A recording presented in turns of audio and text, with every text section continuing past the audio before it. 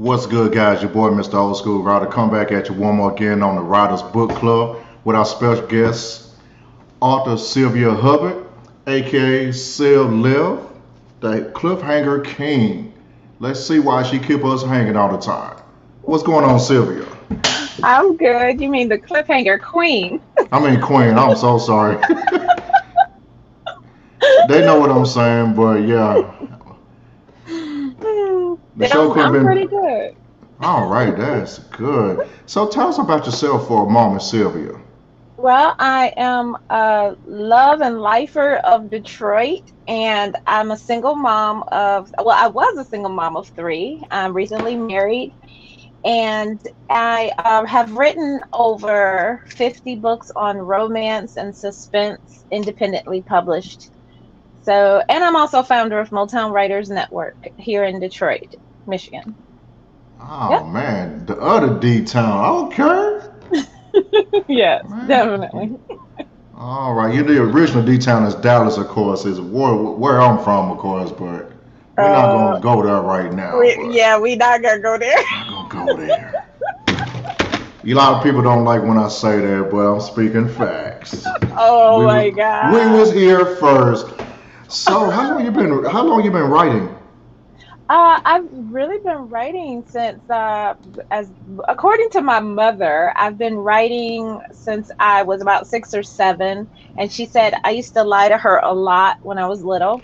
So she would give me a butt whooping and then make me write my lie down and come back and retell it to her. And it taught me 2 things, is that it's not the lie that hurts humans, it's the depth of the lie that really hurts us. And then on top of that, she taught me layered storytelling. And I guess my pain became my pleasure because I stopped lying, which is probably why I don't have a lot of close friends. And then I end up, just being able to tell a lot of great stories to other people that, I make money from. So that's kind of cool. Oh wow, that's what's up right there. Butt whooping, man. We telling our age right there. Don't tell them. Don't say nothing. Your mama must be from the South. They got to be from Yeah, the South. That's type of stuff yeah. we say in the South. Butt whooping. Butt whooping. That's because that's what Oh it my. was. With a switch or whatever they can find, they gonna What hit it you was, with it. whatever she could find, whatever. I It mean, you was can't do it whatever. more. You can't really do that no more. But you got to do it on the low. But yeah, you can't really do that no more. But then, we pretty much call that abuse nowadays. We was getting hit with train tracks, pillows, with stuff and all type of stuff. Yeah, But I mean, made us a better person to a certain extent. It got most of us out these streets yeah, to a certain extent. yeah. To a certain extent. So you, so you say you wrote over 50 books? Yep, I am now going into number 57. Just after I finished my recent book for Amazon Kindle Vella, and it's called "She Works Hard for the Money." So Ooh. that was number 57, and I wrote that less than almost 4 months. It was 150,000 words. So yeah, yeah, I was a writing fool. Yeah. So Oh, so that one is coming out pretty soon then, correct? well, you can actually get that on the Amazon Kindle Vella app, or you can go on Amazon and search for Kindle Vella, and you actually can read the book in serials. So it's a episode at a time, and you can buy up until the point you don't want to read it anymore, or you can just buy the whole book. Oh So wow, that's the first time I actually heard about Amazon that one. Wow, I didn't know, realize I had that particular one. yeah, and it's pretty cool. It's a pretty profitable program for an author if you write well. That's all I can say. You have to write well because you want to the more the reader keeps buying is that gives credit to you to say that yeah, you're writing pretty good because if they stop buying episodes, you don't make any money. So, I like it Oh because wow. they always finish the book. So, that's a plus for me. So is that the first time did had you used that particular platform for this Yeah, book, or do you have others like that? this was the first time I used this platform because it was just released in July of this year. So this was the first time I used this platform. All my other platforms, I'm usually in ebook or paperback. So I'm pretty much widespread, not even at Amazon. I'm also at Barnes and Nobles and Kobo all over. So you can find me pretty much wherever books are sold. All right, all right. Yeah. Wow. So what was your first book that you put out back then? My very first book was called Dreams of Reality, and that was back in 2000. And basically, it was about a woman who was part of an illegal drug experiment implemented Mm. by her doctor. I wanted to shed light kind of on how women, a lot of times we go to the hospital and they tell us that our symptoms are side effects. But in truth, she found out she was given this illegal drug that was turning her into something else. And she had so much time to figure it out before she died. Oh no. Yeah. I like I like to write I like to write books that you fall in love with. The characters do fall in love, but somebody does die. Mm. So, a little bit of both. I'm from Detroit, so we got to have both. Yeah, that's facts on that. Something gonna happen to somebody, Somebody. It's unfortunately. But wow, that's unfortunate, yeah. all right. How long did it take you to write your first book anyway? Well, it was that 1999 fiasco when everybody thought the world was going to end. So I Mm. had been like writing books and then not finishing them a lot of times. So I would write and get to the good part and be like, "Oh, I don't want to finish it," and then start another book. And it was really frustrating, but that Y2K bug got into everybody and we all thought the world was just going to go to hell in a handbasket in 2000 once the clock hit at New Year's. So I just told myself in like it was November of 1999 and I was like, I'm going to write a book and I'm going to finish it. And yeah, I did it in 2 months. So Hmm. I guess when you're about to die, you get incentivized to finish. I mean, it be like that sometimes. I remember Right. working at I remember working at my second job at Walmart back then. I mean, it was people buying all kind of water, all type of snacks, Right. everything. That water, I know you remember recently the water just like disappeared in the toilet paper. They was doing Right. that back then. Right, they were. It was, yeah, it was pretty bad. And so like that's what I did. I just kind of told myself I am going to do this. I'm going to finish it. And then in 2000, I guess since the world didn't end, I was like, well, let me go and publish it. Yeah, And some people thought all the cars was going to shut off because of the computers on the inside of the car and stuff like that. right, I was saying some people they ain't gonna flip off in a flip of a switch just like that. You know, right, the cars not talking to like the cars are not talking to each other like that, like they kind of doing right now. You know, but right, that's still not a possibility as a yeah, maybe with Tesla or something like that. But I maybe. mean, we got a little time, I guess. But yeah, it was wild back then. Yeah, I remember people was buying all type of crab. I worked in the seafood department. Man, people buy up all the crab legs and fish. I'm like, if the world coming to an end, what you buying all this fish for? You gotta keep it on ice. It don't make sense. Right. It didn't make sense, but I went ahead and caught up. I'm glad I got caught up with that frenzy because that kind of started my journey in being brave enough to put my book out there, to put my story out there. Because after that, I realized well, unfortunately, shortly after that, I got a divorce. I separated from my husband and I was down to a one income household.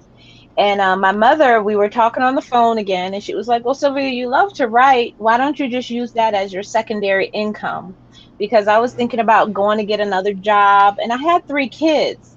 So I was a single mom trying to make a living, and I wasn't making enough money. And I just needed, that third week of the month when you just need maybe $100 or $200 to just, put in the gas tank, get yourself over till you get that first month paycheck.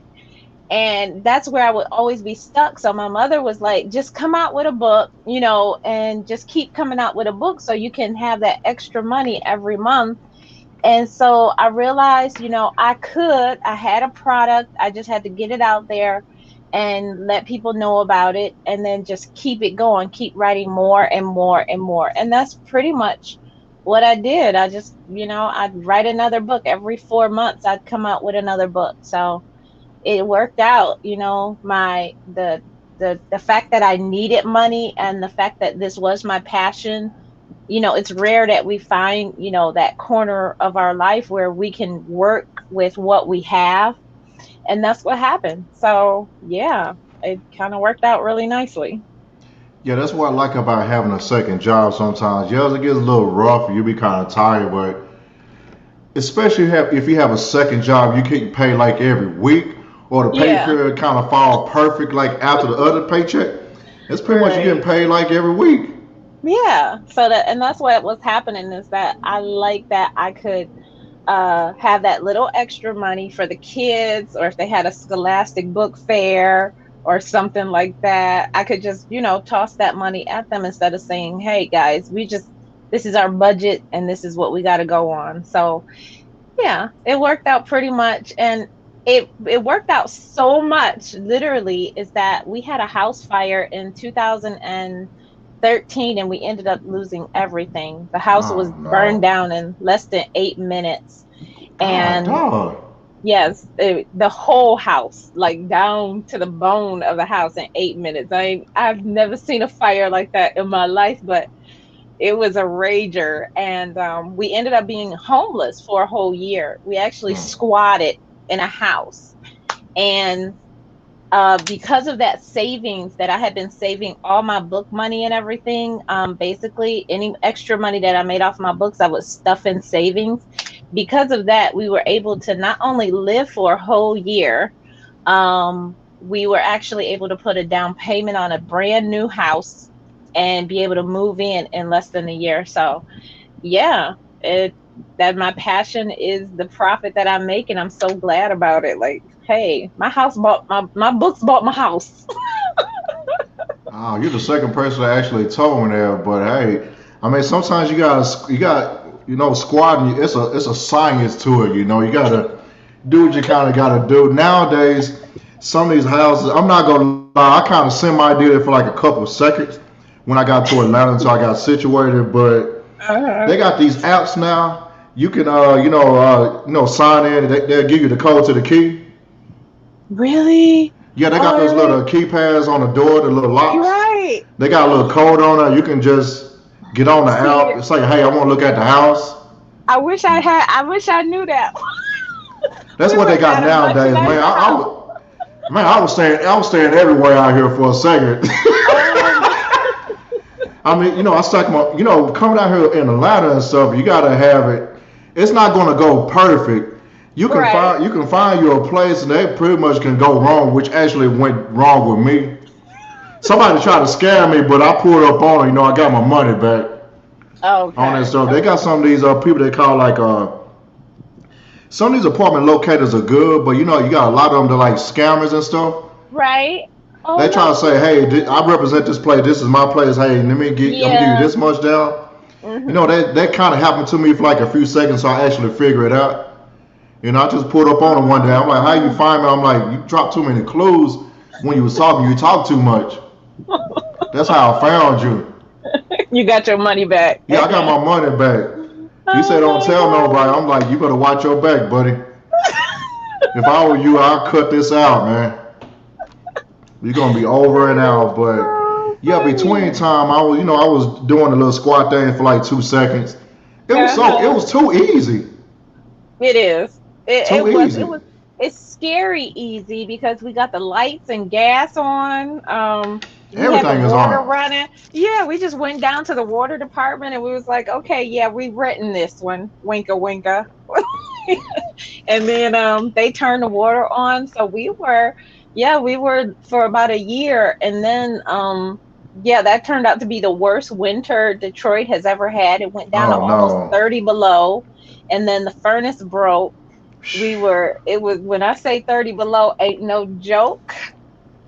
Mother Nature don't care It gets about cold. It gets cold up there. You said Detroit. You guys are next door to Canada, right? right. We're next door to Canada. It gets very cold up there. I think it's like what, an hour or two drive.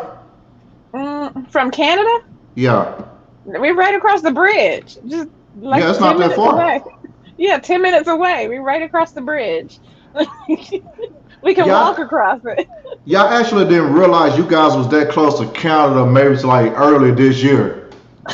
Someone told me that. I'm like, well, you can't go from Detroit to Canada. I'm like, come on now. Yeah, you And then they can't. We showed used me to on go the over there map. for I'm like, lunch. oh, Yeah, we used to go there for lunch. We'd get off on we would work downtown and we could just go to Canada and then come right back. You just had to have your ID. Just show your ID and flip over, go to another country. Like, that's it. yeah. When someone told me that and saw me that, I'm like, dang. I guess I was wrong for a change. I'm like, yeah, you got me.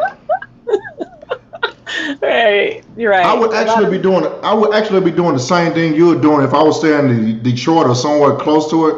I'd go to yeah. Canada for lunch or dinner like every day if I could. Yeah. That's what Just be doing something. just to be doing something. Yeah, right. Just to be like, yeah, I'm going out the country this afternoon, y'all. I'm like, I'll be there tonight. I'm like, man, you must be taking one of those small jets or something. Like, yeah, I'm just Right. gonna drive up there. Just gonna drive over there. I'll be back tonight. They're gonna think you taking a red eye every night. Man, like you Tom Joyner or somebody like that. Just getting on a plane, just shooting across real quick. But Right. all right, But yeah, definitely. oh, that'll work right there. So you pretty much native Detroit, Michigan person all your life, then, right? Pretty much. I went to Florida for school and then I came back home. That was about 4 years for that, and then I came back home. But basically have always loved Detroit. Has always loved, just being here in the city. I don't care what everybody else think, and everybody else have their own opinion about Detroit. Um, Jennifer Granholm, one of our old governors, she said everything that happens in Detroit will eventually happen in the rest of the world. And I think it's quite possibly true, because like everything that's bad that's happened is now happening out in the rest of the world. And it's funny because Detroiters are like, yeah, we see that every day. What are y'all talking about? So I kind of like it, and I just like the spirit of Detroit. The people here is such a diversity here. We have the largest Muslim community. We're the largest African American city in the United States. I mean, you have like diverse wealth here and poverty as well. So you can't go wrong. You get everything all in once in one city. So definitely, and we got Hey, water, so we can brag. We got water. I mean, it depends on the water that you got. You got water in all flavors, unfortunately, but yeah, you got Yeah, water. right, I mean, you got Canadian water, then you got all kind of water, you know. right. We I mean, you got got you water. got international water. Yeah, that's basically what. Yeah, basically. So it's a. I just think it's a great city for me to be in, and to be able to raise my kids here is an honor. If you can make it out of Detroit, or you can make it through Detroit, you can make it through anything. And I think it's a testament for the strength and the city that makes it possible. So love it. Oh wow, that'll work right there. So we're gonna talk about a few books that you have. Hold on, let Okay. me. Actually, let's talk about one of your recent classics. I know it's a five-part series, which is Black Innocence. Tell us a little bit Right. about that one. I'm kind of mad about a few things about it, but tell us about Black Innocence. So Black's Innocence was basically an ode to my Facebook friends who always are always saying, praying for their husband and praying for, the man they gonna marry and the life they Oh gonna boy. have. And I created this woman named Lauren, and she had her life planned out. She wanted the perfect husband. She was ready for the perfect life. She had all her ducks in a row, her money together. She spent so much money on the wedding, getting her life together, and then it all came crashing down. And I mean, she even saved herself for her husband. She was 30 years old, getting ready to marry, and never been touched. And she like, this is all for my husband and my new life, blah blah blah. And it all came crashing down on the day after her wedding day. Her husband filed for divorce, left Damn. her with debt, That just like that.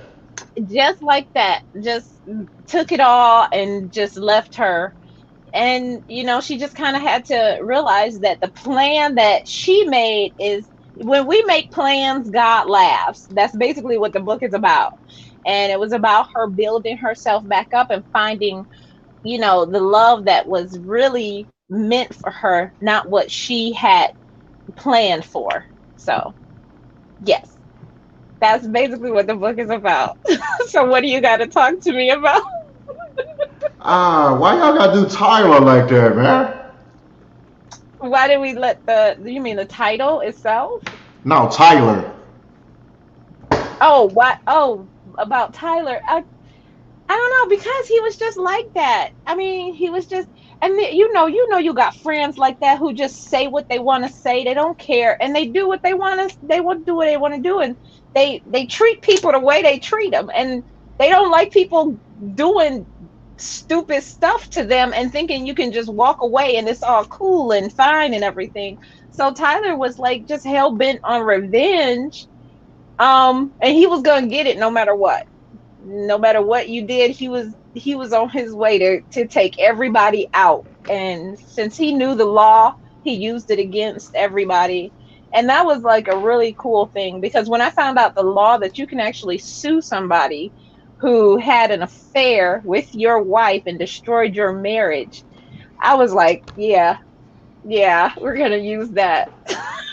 I think quite a few states actually have laws like that. If I'm not mistaken, I know is it either Is it the North or South Carolina got a law like that, I believe, and in Yeah, some it's other a couple of places. states. Yep, it's a couple of states that do have laws like that. And when I found out that law, I was like, why aren't more people using this law? Because it's actually kind of fun to just destroy something. You destroy my marriage, I'm gonna destroy you.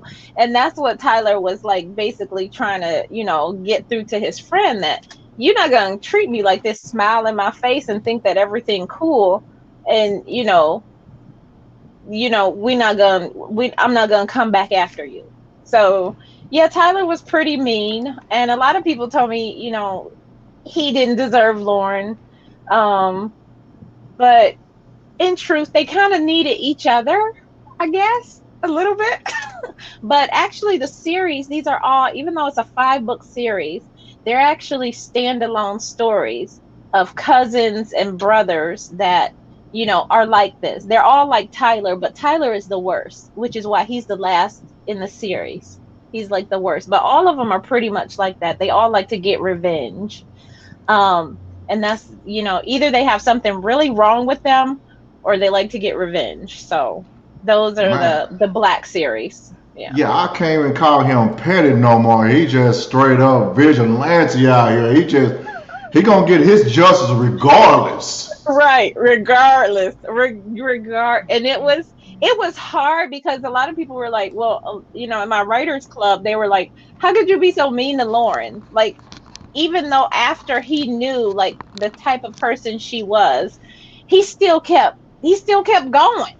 But a lot of us do that. How is that not reality? That we gonna do what we gonna do, and I don't care if we in the petty club. We gonna just take it to the extreme. We gonna be real petty, just like Jada Pinkett said. Oh, I'm gonna get you. I'm gonna. You don't know when, and you don't know where, but I'm gonna get you. So yes, Oh my that's goodness. I try to let stuff be, but I'm not trying to say I try. I guess some people try to say, I try not to get no get back. I let it fester on so long. Hey, leave me alone, and let it go, let it be. People just keep egging on. I'm like, okay, I guess it's time to turn to Petty Pendergrass up in here, or Petty Murphy. okay. You asked for it. I'm just giving you what you asked, and I was like, yeah, I just had to. I had to take it to that extreme because how many times we really wanted to do it? How many times you really wanted to take your revenge and that person smiling in your face, using your resources, and you like, really? You owe Mm. me. You owe me. You deserve this. I know God say vengeance is his, but every now and then we're gonna fall into that petty trap. It, sometimes when you try to get your get back and you feel bad about it, I'm like, dang. It felt good for like 2 seconds. Now you feeling sorry for that person. Right, just 2 seconds. Just 2 seconds, but after that, yeah, I had to do this. I had to make him this way because a lot of times we need that person in our lives, that character that we can become and say, you know what? I'm taking it to the extreme. I don't care. I'm just gonna keep going and keep going till you have nothing left. And that's what his goal was. And he was gonna get it. He didn't care. So Oh yeah, yay, shout out. Tyler. Oh yeah, shout out to the author Sincere Dark Skin that was on here recently. Shout out to you, my brother, as well for coming on. Yeah, you are correct on that. Revenge does feel good. Hey, some Yes. people it don't bother them after they do it, and some people you feel bad. I feel bad sometimes. I'm like, yeah, like I said, but yeah, I it is still what it sleep good at is. night. I still sleep good at night. I still sleep good and everything, but why you up, you think about it every day. I'm like, damn, should I did something? Dang, should I did something different? I'm like, man, I did say, cut it out. Okay. I left you alone. I walked away, and you came back. Right. Just like Tyler said in the book, he just helping Karma out. That's all he is. That's He's all just he helping doing. Karma. That's all he doing. And actually he is in other books. He's a sub character in other books that, need a little help. Tyler comes in and fixes stuff. So I like that I Oh can yeah, bring him in the other room. yeah, he like the closer. He kind of do what he do, you know. Yeah, do what he do and make sure that it stick. Like, yeah, you don't want him in the Yeah, room. yeah, I noticed him being in a few other books of yours, but it's good that you have. What I like about your books as well, you have like great character development. Thank you. You can take your character for something. Next thing you know, they could be either gray or they become dark, Right. Yeah, pretty or they much. go from dark and back to the light. But you know, they very versatile. Right. I kind of like that Godzilla effect in my characters. I kind of like, in the beginning, yes, you are going to hate them. They're going to destroy you. They're going to tear you down. But then after a while, you like, hey, I kind of like Godzilla. Like, don't kill him. Don't hurt him. He okay. So I kind of like give him, especially, I don't know, for some reason, it's always my men. I kind of like having that Godzilla effect on people where you do hate him in the beginning, but after a while, he gonna stay who he is, and you're gonna love him anyway. So I kind of Yeah, like that. they pretty much best describe some of the people that's on social media and especially Facebook, which became a very toxic place. Pretty much Yeah, took over Twitter, pretty much, and pretty Twitter's much. already toxic. It is already. If you see the other side of it, really doesn't matter what side of Twitter that you're on, but if you go to that dark side, it just get kind of crazy over there. Yeah, it does. It I'm does. I might have to get on there like every other day to kind of check my stuff and do a Hmm. little promotion. But I can't be on there no more than 10 minutes. If it's more than 10 minutes, it gets kind of stupid in a minute. You kind of dumb down in order to stay on there, but I don't know. I've always been able to. I'm in the world, but I'm not. I can be in the world, but I'm not in the world, and the world is not in me. So I can be out there in the world, and you just gotta kind of, compartmentalize all that. And I think as a writer, I'm able to do it so well is because, 24 hours I'm in my I'm in my fiction world. So when I'm in reality, I have to stay in reality. So keeping my circle with truth, honest, goodness all the time kind of helps me out. And I usually tell my friends, hey, or my associates, the reason why you in this circle of mine is because I have to, you gotta be able to be adult and tell people, okay, you belong across the line. You can't come over here. You remember when we were little, we would like only a few people could come sit on our porch, but then the others have to stay on the sidewalk. You Yep. can't even come and sit on my porch. You gotta be like that out in social media too. You just, you can stay on the sidewalk. You can't come sit on the porch. I don't need that toxicity in my life. Oh yeah, a little toxic kind of balance everything out, unfortunately, but it's gonna be there somewhere. It is. It's a perfect balance, but it can't be all super duper good. It's just Right. something like who's gonna be the toxic person out of this situation? Well, I feel That's if what it's you gonna be be a thinking toxic sometimes. person, if it's gonna be a toxic person, let it be me. Yep.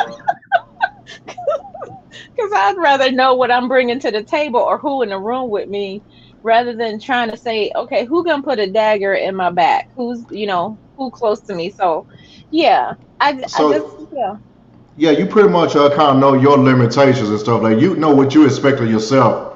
right, It's pretty other much. people too. The people that you bring in your circle. All right. So let me ask you this question: what was the hardest book to write? The hardest book to write was my second book. Really? And it was crazy because I guess because it was the pressure of, okay, this book is going to make me some money. I needed the money and stuff. But Mhm. also I approached a subject that I had never thought about writing before. Well, I had thought about it, but I wasn't like, okay, maybe I shouldn't explore it. So it was about the son of a serial killer who decides to get revenge against the prosecuting attorney. Ooh. And I had to like study a lot of serial killers, and then I started studying like the children.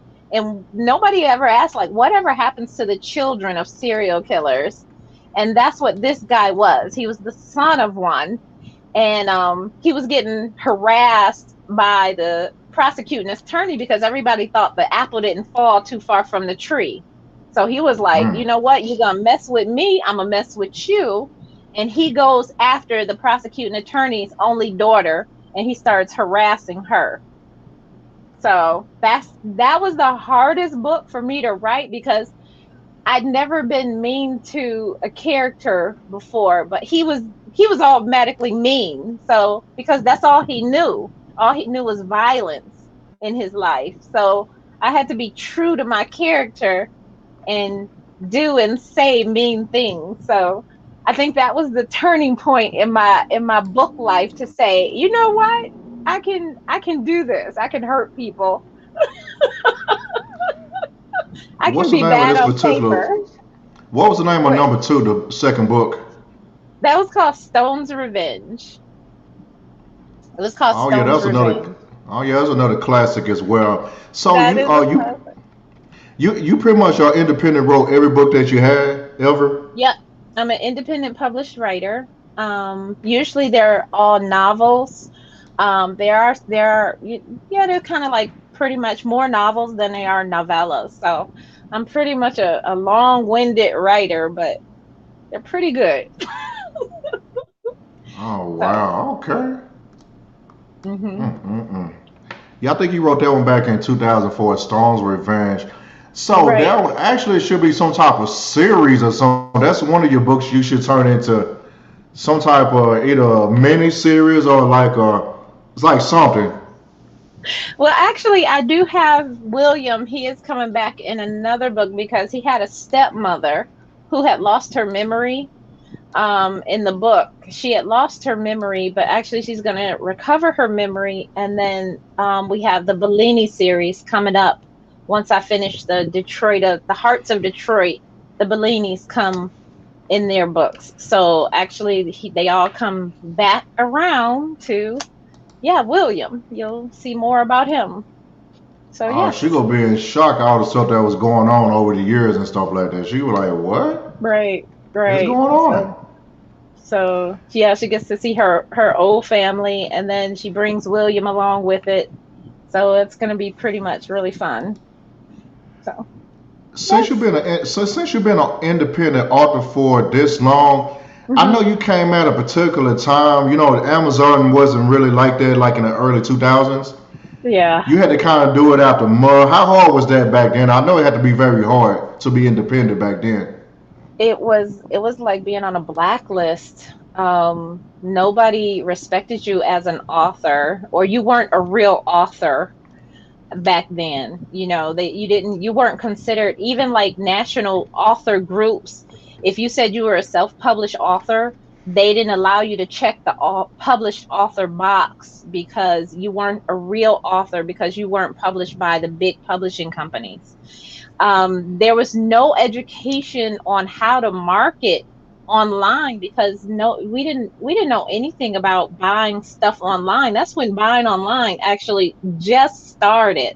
Like the Hmm. only place they thought, if you bought online, like you were buying porn, because that's back then, that's what everybody bought online, was porn.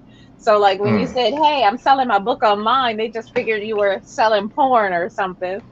And then like I remember it was a New York Times best-selling author. She told me, no one back then, she told me back in like 2004 when I was trying to push Stone's Revenge, and I'm telling everybody, go on the internet and buy my book, blah, blah, blah.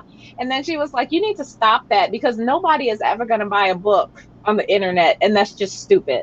No one's ever going to buy one, and no one is ever going to read one, Sylvia. So you might as well just stop it.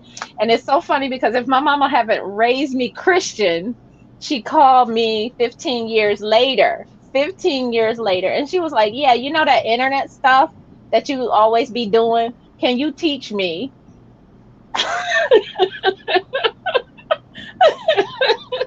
So that's why I said I'm glad my mama raised me Christian because, I was able to say, hey, you know what? Let me go ahead and teach her, give her the ins and outs, and then just, let her know what's going on. So yeah, I got in early, way Mm. early, and yes, it was hard because not only were your peers didn't respect you, but the world didn't see you as who you wanted to be seen as. So it was very difficult, but I learned how to sell stuff on the internet. And it's funny because the same rules still apply from back then as they do now, and it's just all about getting yourself out there, getting yourself in front of your product, and just being there for your customers, or your customers to be. So definitely it was difficult. So but I still enjoy it to this day. I guess that's why I still do it. And I think I'm gonna keep doing it until I run out of stories.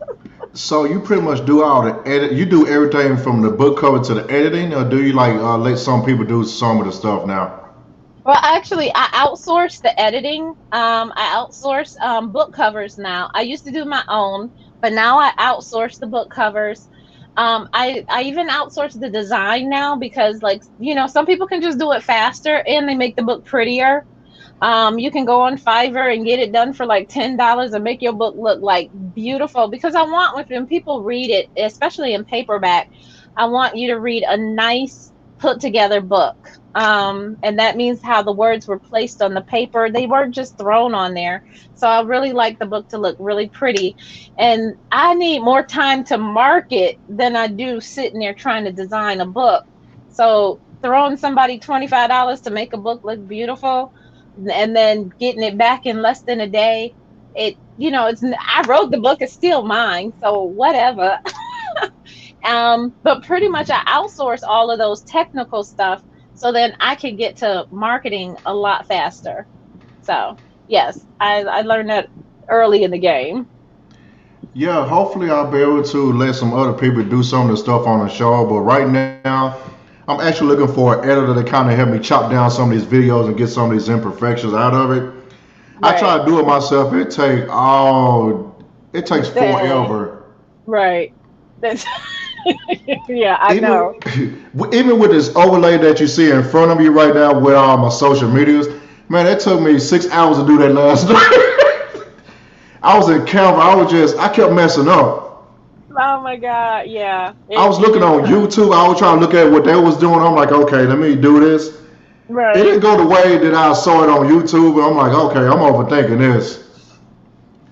Let me just. But yeah, it's a lot of little stuff, and a lot of people just think, hey, you just wrote a book and then it just popped out. No, it's a lot of stuff previously before, it gets into your hands.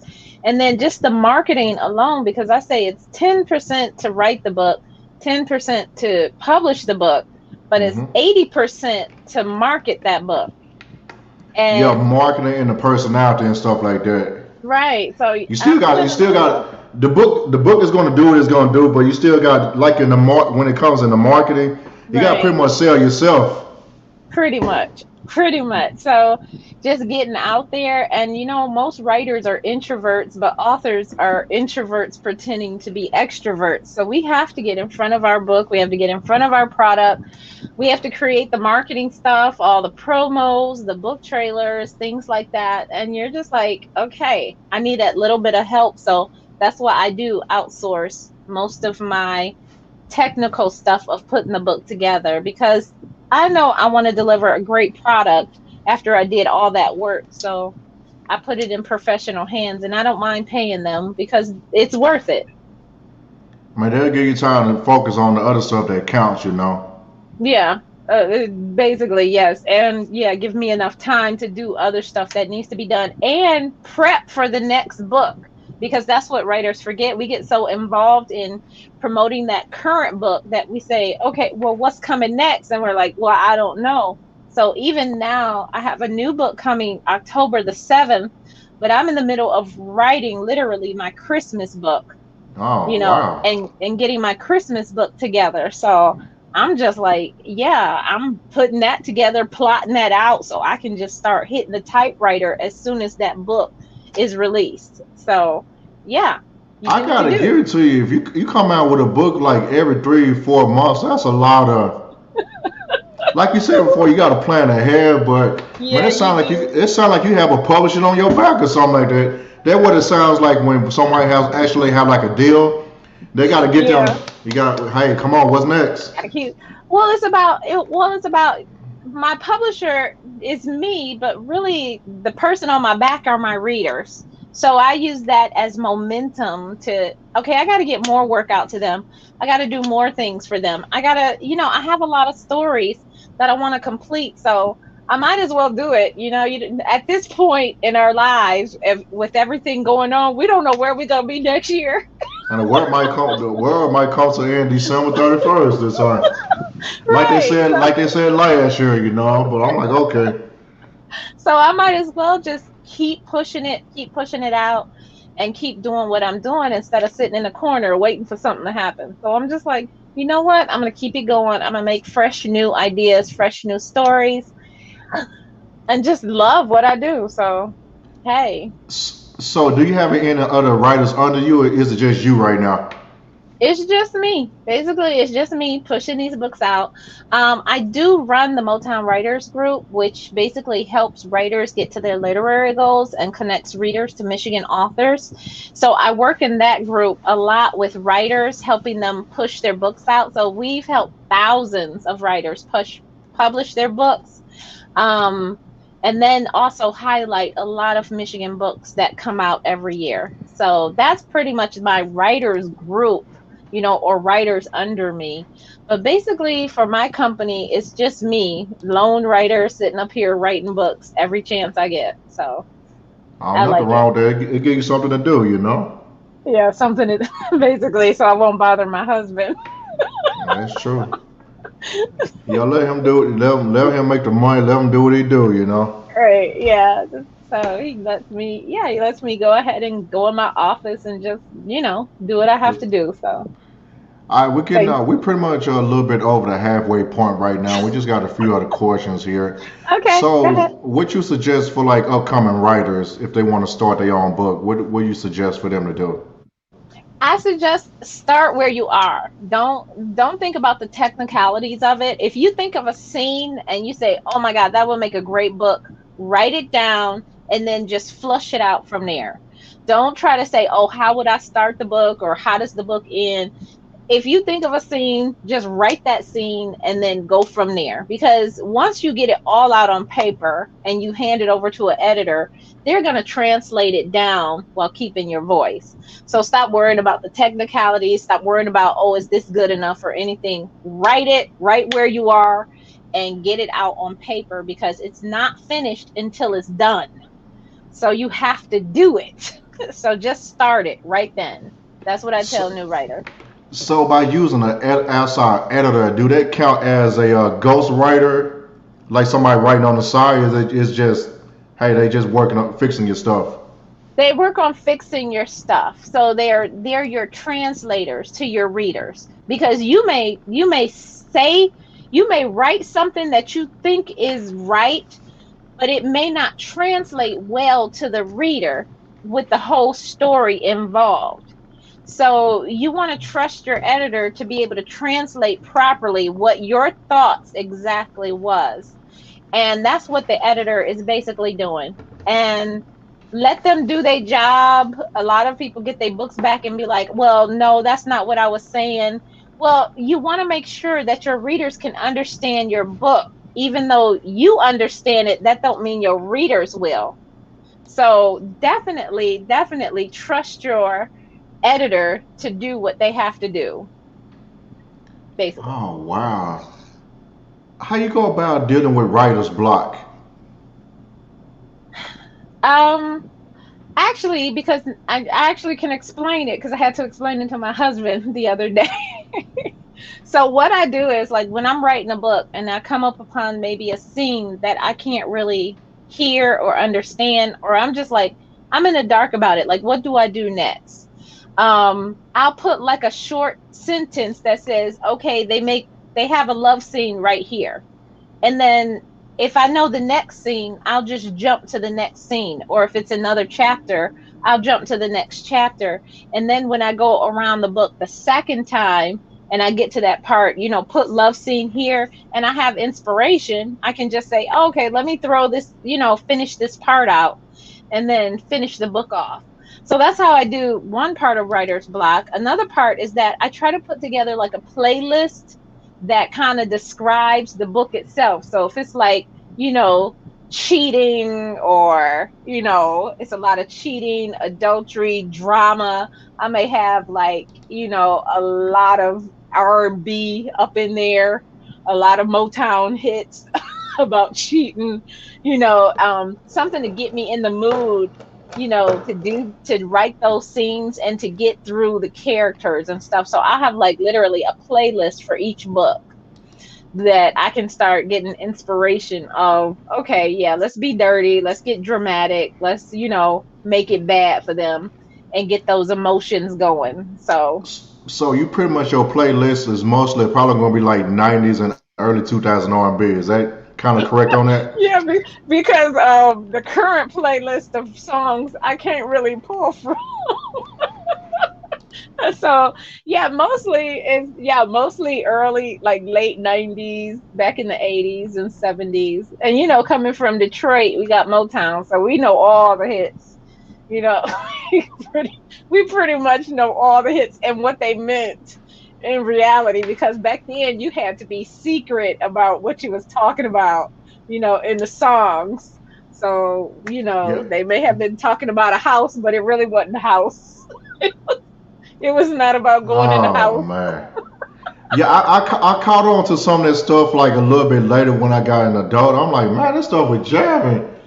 Then I got in my 20s. I'm like, hold up, really? Right, It sounds like somewhat innocent and kind of like, oh.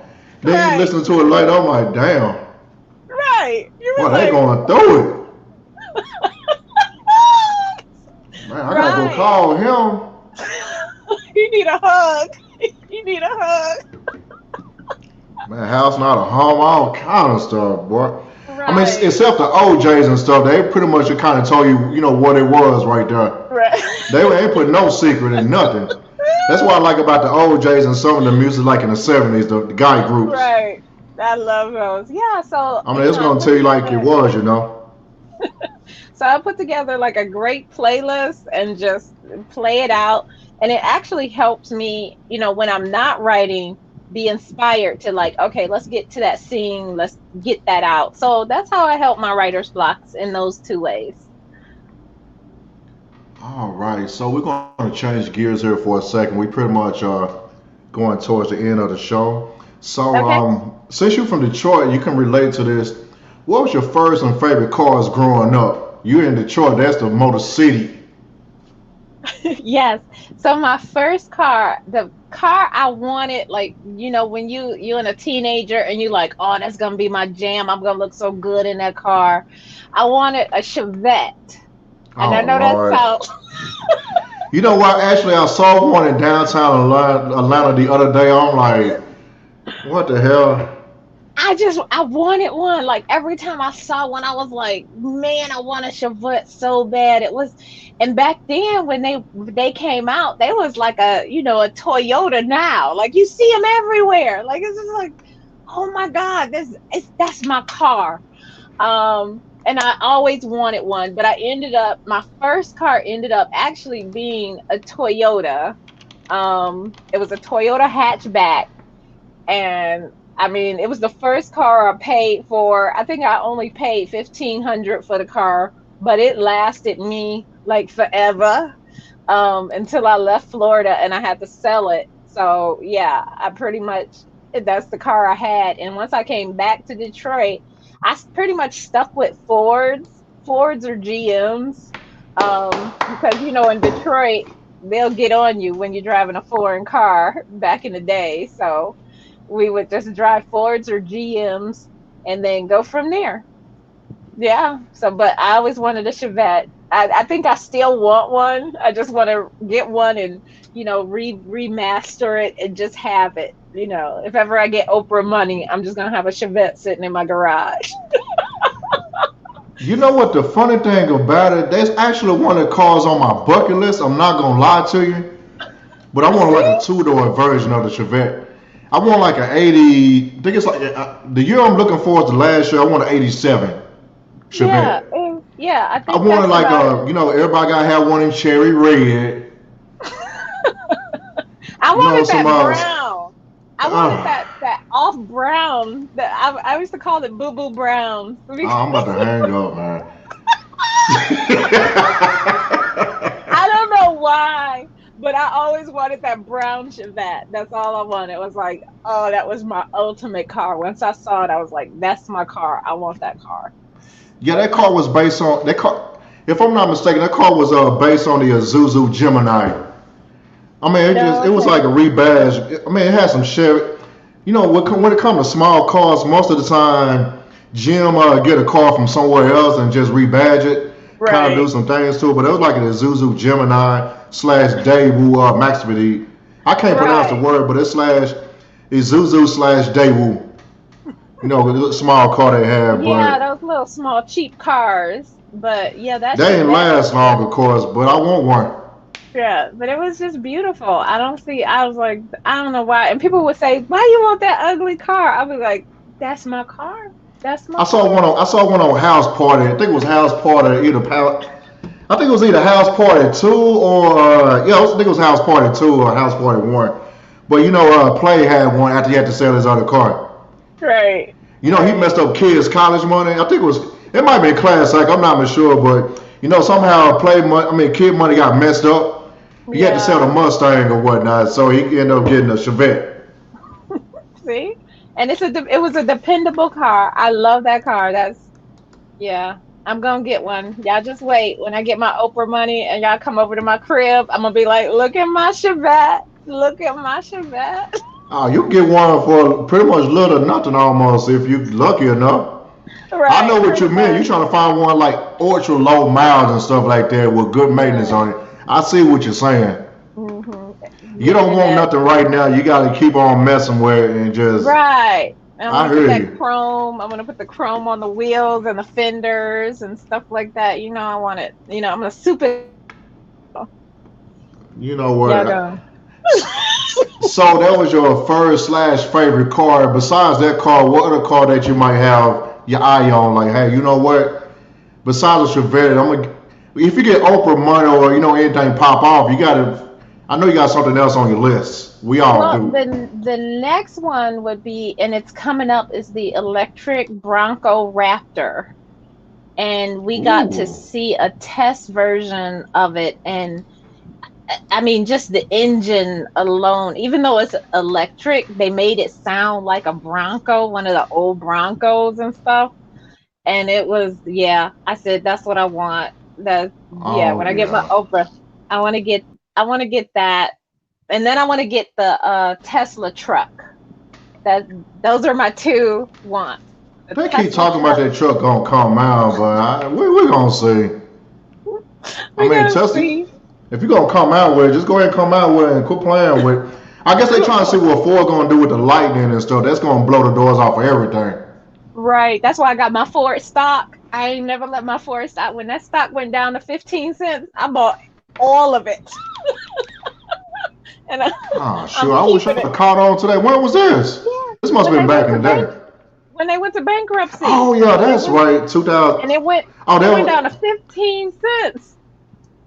they took that I was loan like, out. I forgot. That was like 2008, if I'm not mistaken. yeah. Y'all remember I I was bought as work. much as I could. Dang, I forgot to do that too. I bought it later, but yeah, I was working at Prestige Ford around that time period when Ford took out a loan on the blue oval, Yeah. the actual Hmm. logo. They bet the whole house. They didn't go into Yeah. bankruptcy like everybody else did. I'm like, when the CEO came down to the dealership, our dealership was like one of the biggest ones in the country for Ford. We sold a lot of cars, but when he came down there, we was kind of talking about it in brief, like, hey, it's a possibility we might take a loan out to redo some cars and things like that. Some people thought he was crazy, Yeah. and I'm like, that's a good idea if it actually works out, but it's going to be a disaster If it don't. if this doesn't work out.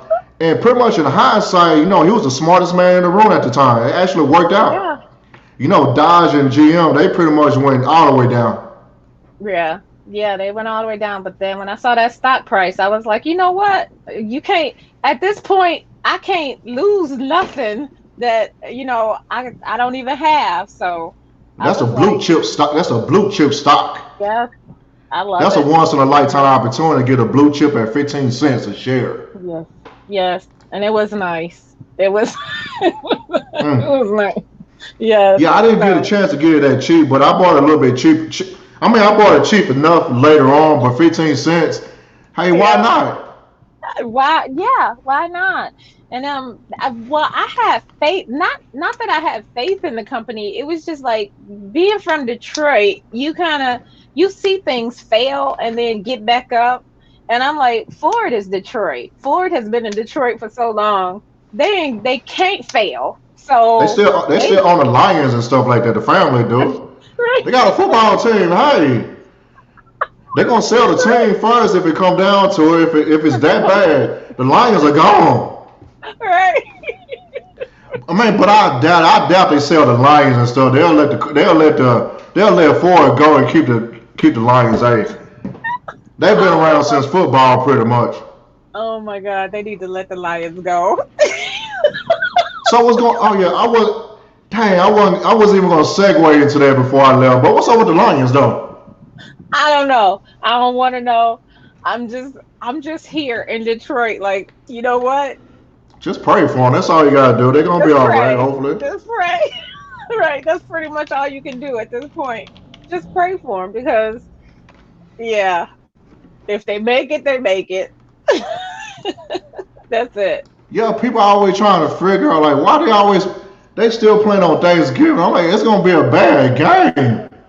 They always it just they get close every so often. Then it just they disappoint me like the Cowboys. They get your hopes up. I'm like, yeah. Yeah. The end of the season, we just fizzle out just like the Cowboys. The other D town, of course. I give y'all Yeah. credit for the Gotta love big them. D town with the Lions. Gotta love them. You gotta love them. I mean, that's the home team. It is what it is. It I mean, is they what it is. competitive, but they're gonna let you down. Hey, that's Detroit. I mean, it's an interesting Thanksgiving game. I got to give it to them. I mean, they're gonna play real All the good. They either time. gonna play real good on Thanksgiving or they're gonna get slaughtered on Thanksgiving. Right, right. And you know what Detroiters are doing? We just waiting like always. Man, like the Cowboys, we waiting too. They I gonna think come it. back. They gonna Hey, something gonna happen. I don't man, know. unless it's like Hey, 4 teams left, but they figure out a way to mess it up too. right, right, right. So I don't see it for the Cowboys this year either. I hate to be like that, but the hey, season hasn't even started. You just you throwing them under the bus man, our running now. game is trash. I don't know why I'm talking about. Zeke, Zeke, Zeke. I'm glad he got paid. I'm shout out to him, but you got to have a running game to make this work. Dak is not going to be able to hold up like that. We'll see. Hey, don't I think hold y'all your gonna have a breath. better record. I think y'all gonna have a better record than us on that note. Actually, I'm telling you, We'll see. I'm not even gonna. You know what? I ain't even it's gonna my try to. prediction. I'm not even gonna try to predict. I used to do it, and then I'd be like, but now I'm just like, hey, do what it do, y'all. Just do what it do. At that point, yeah. All right, so this the point of the show. At the end, we pretty much promote yourself. Tell us what can we find you at actually. So you can find me basically number one at my website, which is sylviahubbard.com. And then you can find all my books there, services, anything else that I do. If you want to reach out and contact me, you can do that. But I'm also all over social media, and that is my site down here is it's this way. No, it's this way. Sylvia Hubbard, Sylvia Hubbard one, and you can find me on all social medias. And Sylvia Hubbard on Facebook. So you can find me everywhere, connect with me, and find out what I got coming up. I got like 4 book releases in the next 6 months. So I hope you join me on there. Oh, all right, that is so. What's up right there? Do y'all have any type of book fairs coming up there? You mean, do I have any coming up? Like yes, you do. But you, what can we find you like in real life? Are you back on Oh, tour? Or you just not yet? I've been doing mostly virtual. We are going to do the library reach out for the winter time, where I'll be visiting different libraries and doing workshops. We've sent those proposals out for the winter time. So go to my website, sign up for updates, and you'll find out as soon as I'm doing something, I'm gonna be there. I know next year I will be in Florida for the Interracial Association Conference Expo. I'll be there down in Florida, and then I'll also be returning. That's in April, and then be returning in August in Daytona to go to expo, another book expo there. So check my website, subscribe there, and then you'll find out all the updates from there. Also, I know you have a. Yeah, I wasn't going to. We really are going to touch on that, but yeah, that interracial fair. That's going to be. That sounds like it's going to be a big old book fair. Yeah, It's it going is. to be It's big. It actually, sounds like it. yeah, it's pretty big. I went last year, and even though we were going through everything, a lot of people showed up. It was a lot of readers that actually showed up. I didn't realize how many, like, there are a lot of readers who do read interracial works. And it was a really powerful thing to know. So I'm like, I've always written it, and I go back and forth. It can be interracial or it'll be straight African American. But yeah, it's become a very popular niche group of readers. So yeah, hey, I I mean, like you to gotta write give it if some. they like to read it. I mean, you gotta keep hope alive for somebody. Hey, you know what I'm Right. saying? But yeah, Well, yeah. love I don't saw have a some of the color. posts on Instagram. I'm like, okay, Yeah, yeah, we all in the same gang. Yeah, I'm trying to yeah. pull this up. What's the name of this book fair? You says interracial book fair. It's the IRAE, and it's the Interracial Association Expo, I Oh believe. shoot, So I totally if you messed look it up up. Hold on one. Yeah, just you know what? IRAE, DM me that. DM me the name of it so I can look it up and see what's going on with okay, that. Yeah, actually, I'm definitely. also putting together my book fair as well sometime in hopefully by the summer of 2022. Hopefully I Okay. get you be able to come to Atlanta one day. But Aw, yeah, I'm putting on a little something myself. The Writers Book Club is going to have our I little don't book know. Y'all don't fair. have a White Castle, so I don't know if I can come to Atlanta. We got crystals. Oh, We got. yes, no, you didn't say that. You don't ever say that to anybody ever again. Don't ever say that. That is an insult. Hey, you know what? We do have White Castles in Atlanta. It's like Walmart and Kroger in a box. You get like 10 a pack. Not the same, all right. That Not is the same. not the You right. It's not the same. It's not it's the same. not the same. No, no. No, you Yeah, didn't say that. I eat White Castles anytime I go to the West Coast, like going to Vegas or whatnot. But Yeah, after a while, I get tired of them. You can only eat like 10 or 15 burgers. you got Anything over yeah. that, I'm like, ugh. Oh, they're so delicious. We call them murder burgers because they murder your stomach, but you still keep eating them. I think it's secret to the murder burgers, those onions.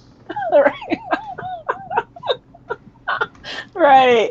But yes, don't you ever say that. We got crystals. Whatever.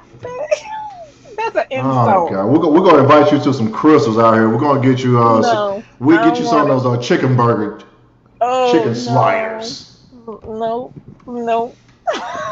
I can't cheat on my White Castles. Oh well, hey, it be like that. Sorry, crystals. I tried. I tried. Try. No, that's it. But other than that, what's your final thoughts at this time? Actually, when we get done, Sylvia, we're gonna chop it up for like a few minutes. Don't disconnect the call. But what's your Okay. final thoughts at this time before we ride out? My final thoughts for writers, if you got a book in you, write it. And for readers, if you find a great independent author, go around and tell everybody else to help that author out. Don't just read it and hide it away. Help other indie authors get out there by your voice. And that is my final thoughts, to help other people. You can And take read a credit. book. You can take credit if they blow up like, hey, I told them about you. Even though it ain't gonna be true, but they did the work on their own. But you can take a semi credit like, hey, I put it out there. Right. Yeah. It make you feel good, but hey, it's all right. But we do appreciate everybody for coming on the Writers Book Club. God, dog, I can't get my words out right now. Yeah, I want to thank everybody for coming on the Writers Book Club with Mr. Old Skool Ryder, me, of course. And also we have Author Sylvia Hubbard with a 1 at the end of it on all the social medias. And you can follow us on the Writers Book Club on Twitter, Instagram, and Instagram and YouTube is going to be the Writers Book Club, of course. At the same time, we do appreciate y'all coming through. And shout out for everybody for coming on the line today. We're over and we're out. We do appreciate it. Stay right there, Sylvia. 1 second.